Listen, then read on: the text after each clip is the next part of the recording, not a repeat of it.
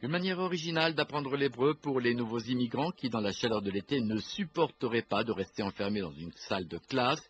Un journaliste israélien reconverti dans la linguistique propose un ulpan dans la rue chaque semaine et il emmène un petit groupe d'étudiants venant des quatre coins du monde arpenter les rues du quartier de Florentine à Tel Aviv. Il y passe au crible tout ce qui permet d'apprendre l'hébreu en s'amusant, des graffitis aux enseignes, des magasins, en passant par les bâtiments insolites. Guy Charette nous fait découvrir ce concept. Ok, la roue pour moi est comme un grand livre d'apprentissage. J'utilise la roue comme matériel pour enseigner l'hébreu. Et le graffiti à Florentine, au sud de Tel Aviv, il y a des textes très intéressants qui sont relevants aux gens qui sont ici. Et aussi les panneaux, le nom des magasins, le nom des rues. Et alors j'ai fait des tours linguistiques pour les Olim, pour des immigrants, mais aussi pour les touristes et les journalistes étrangers qui sont là, pour enseigner la langue hébraïque, la grammaire, mais aussi la société, les choses, les trucs intéressants à propos de la société et de la culture locale. Comment vous est venue cette idée de faire un ulpan dans la rue plutôt que de rester à l'intérieur d'une salle de cours?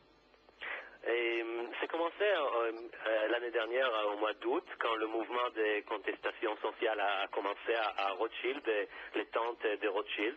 Et j'ai vu que mes étudiants, ils étaient comme ça un peu perdus parce qu'ils n'ont pas compris les mots sur les banderoles, mais pas seulement les mots, même s'ils comprenaient les mots, ils ne comprenaient pas le contexte et aussi les connotations, les associations culturelles.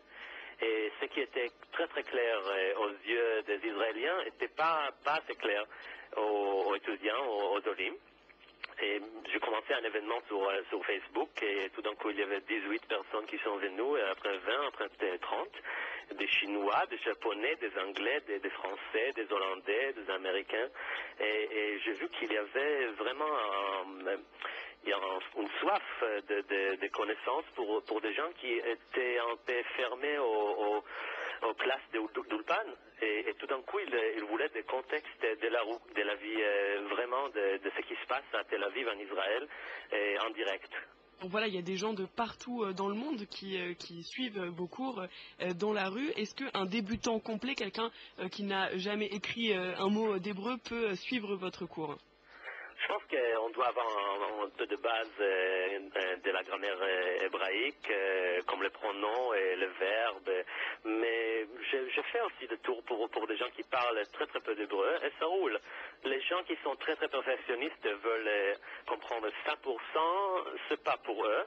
Mais ceux qui peuvent accepter l'immersion et aiment être vraiment dans un environnement d'hébreu, je pense qu'ils l'apprécient.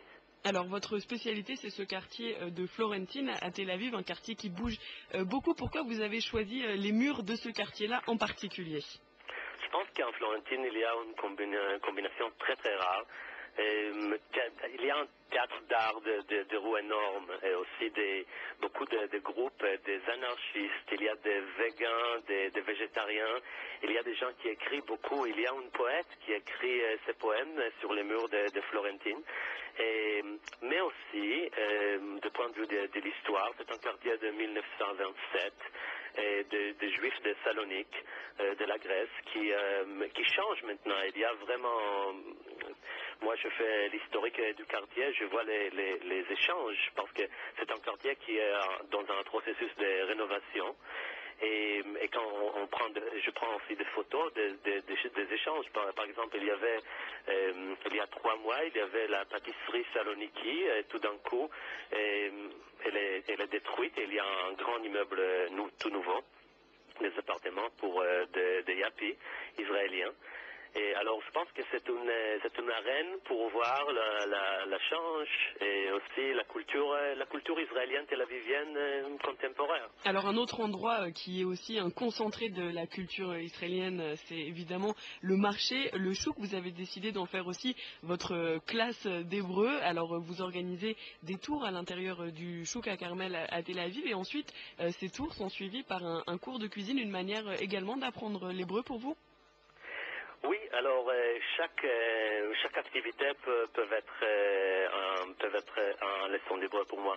Alors on fait un tour avec un chef cuisinier, Nomi Zisblad, qui est aussi un ami à moi, et on va au chouk, on achète les produits, puis on va chez elle, on cuisine, et tout le temps, on fait aussi un leçon d'hébreu. Ça veut dire Tekalfouli Melafephonim, ça veut dire quoi en français ou en anglais, et on écrit de nouveaux mots, et on parle des racines et de la grammaire hébraïque en mangeant, en préparant le manger, quoi. Merci beaucoup Guy Charette d'avoir été notre invité. On va tout de suite entendre l'une de vos élèves qui a suivi notamment ce cours au chouk et puis ensuite ce cours de cuisine. On l'écoute tout de suite, elle s'appelle Monique Attali. Disons que dans ce type de cours, déjà il y a la partie ludique et conviviale qui est absolument inouïe, quoi. C'est quelque chose qu'on ressent vraiment.